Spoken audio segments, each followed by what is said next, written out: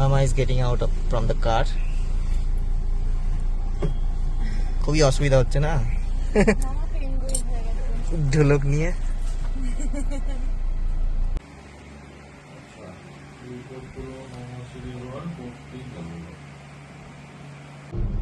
Consultation হয়ে গেছে, ঋতু ওখানে বসেই আছে নার্সিং হোমটাতে, মানে ইচারু হেলথ কেয়ারে। আমি বেরিয়েছি, কয়েকটা রিপোর্ট দিল।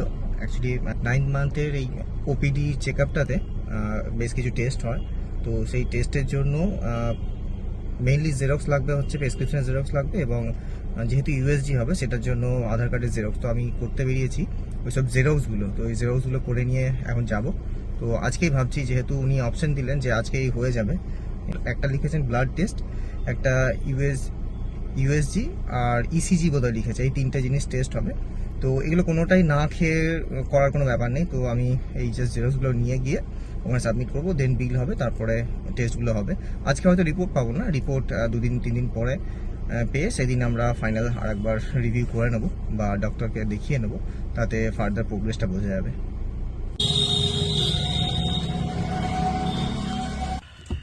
জেরক্স করে নিয়ে চলে আসলাম, এবারে গিয়ে দেখে নেবো ফার্দার প্রসেস কি কি আছে।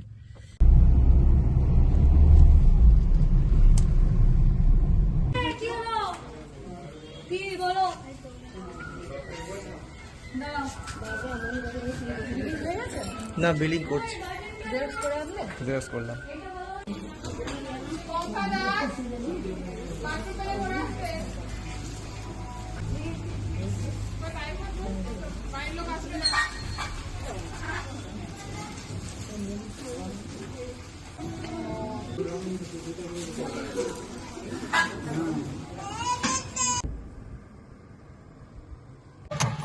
নমস্কার সবাইকে। আজকে হচ্ছে 5 মার্চ 2025, আর আজকে আমার প্রেগনেন্সি জার্নির 9th মান্থ স্টার্ট হয়ে গেছে। তো তাই ডাক্তার দেখাতে এসেছিলাম, ডাক্তার দেখানো হয়ে গেছে। আজকেই সব রিপোর্ট করে নেওয়া হয়েছে, ইউএসজি, ব্লাড টেস্ট, ইসিজি সব করিয়ে নিয়েছি। এবার রিপোর্ট আসবে হচ্ছে পরশু দিন, মানে শুক্রবার। আজকে হচ্ছে বুধবার, তো শুক্রবারে এসে আমরা সব রিপোর্ট নিয়ে যাব, তারপর আমাদেরকে ফাইনাল ডেট দেবে। আমরা চলেছি বাড়ির পথে, ডাক্তার দেখানো হয়ে গেছে। আমার হাজবেন্ড খুব এক্সাইটেড, এবার তো আর বেশি দিন নেই, সেটাই, টাইম চলে আসছে।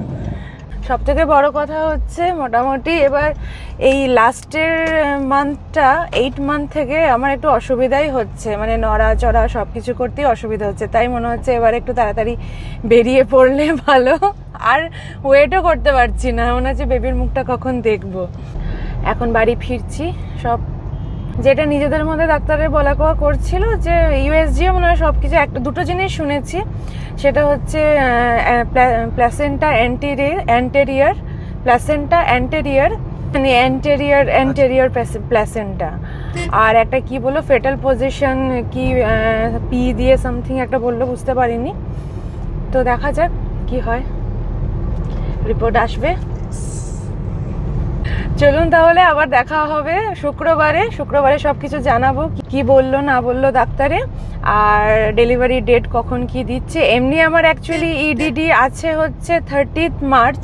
এখন দেখি এটা কতটা মানে সঠিক থাকে, কিছু চেঞ্জ হয় নাকি। বসন্তের ওয়েদার, চারিদিকে ফুল ফুটেছে, আর গরমেরও আগমন হয়ে গেছে। ভিড় বাজারের রাস্তা, চারিদিক থেকে ট্রাক্টর আসছে। আর আমি একটা আবদার করে ফেললাম, আর 9 মাসের শাক খাবো, সেটা হচ্ছে একদম কষা কষা করে মাটন, তারপরে হচ্ছে একদম লং গ্রেন রাইস উইথ গন্ধরাজ লেবু। তোমার আবদার সব ফুলফিল হবে, চাপ নেই। না বলে কথা, আবদার তো একজনের না, এখন দুজনের আবদার এটা আসলে। না, আমার অনেকদিন ধরে খাসির মাংস খেতে ইচ্ছা করছে।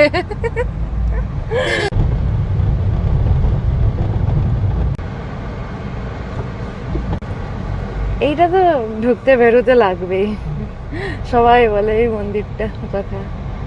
আমাদের এখানে একটাই সমস্যা হয় গাড়ি পার্কিংয়ের। বাড়ি করার টাইমে আমাদের পার্কিংটা এতটাই উঁচু করে দিয়েছে, তো সেটার জন্য গাড়ি পার্কিংয়ের মধ্যে উঠতে পারে না। এই আঙ্কেলটা বলেছে যে ওনার ওই জায়গাটা ফাঁকা জায়গা আছে, ওখানে যাতে গাড়িটা রাখতে পারি সেরকমভাবে পারমিশন নেওয়া আছে, তো ওখানে গাড়িটা রাখা হলো। তোমরা কোথায় যাচ্ছ গো? ব্লাড টেস্টটা করালো, প্যাথোলজিতে পাঠাবে। প্যাথ ল্যাবে ইউএসজিটা আজকে দিলে আজকেই দিয়ে দেবে, কিন্তু মেন হচ্ছে ব্লাডটা বলে পরশু দিন দেবে। আর তোমার ইসিজিটা রিপোর্টটা এখনই দিয়ে দিয়েছে না, ইউএসজি আর ব্লাডটা দেয়নি, ওটা পরশু দিন দেবে। আর একজন একটা নিউট্রিশনিস্ট বোধহয় এসছে কোত্থেকে, দিয়ে সবাই ওরা নিয়েছে আর কি, দিয়ে প্রেগনেন্ট মহিলাদের বলছে যে প্রেগনেন্ট মহিলাদের আমাদের তো ধরো 9 মাস হয়ে গেছে, আমরা আর কি খাওয়া দাওয়া করব, আমাদের তো খাওয়া দাওয়া করছি, দিয়ে বলছে কি কি খেতে হবে বলছে আর কি। হ্যাঁ, চিয়া সিড, শাক সবজি এসব খেতে হবে, মাছ মাংস না খেতে পারলে ছানা দুধ এই টাইপের জিনিস খেতে হবে। সব খেয়েছি। হ্যালো, চুল খাচ্ছে। হ্যালো।